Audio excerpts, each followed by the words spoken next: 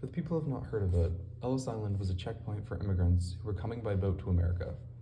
The checkpoint was at the mouth of the Hudson River in New York and was used as the U.S.'s primary immigrant processing center. Immigrants that went through this checkpoint would be subjected to medical and psychological evaluations before being accepted into America or being turned away back to their country of origin. The island was opened up in 1892 by the president at the time, Benjamin Harrison, and was closed more than half a century later in 1954.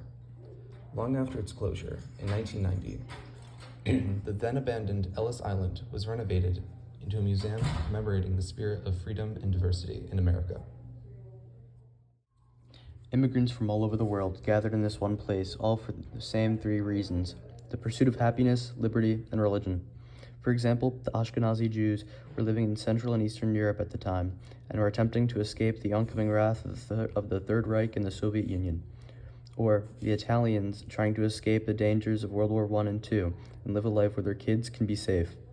However, this island wasn't always the greatness that it was made out to be. The physical and mental tests would take up to 5 hours for each person, and if you were sick, you would be marked with a P for lung sickness or an X for mental illness. And if you were marked, you'd be forced to take the over 3,000-mile journey back to Europe. Although the immigrants were treated respectfully, and only 2% of the people who arrived were sick and needed to be sent back.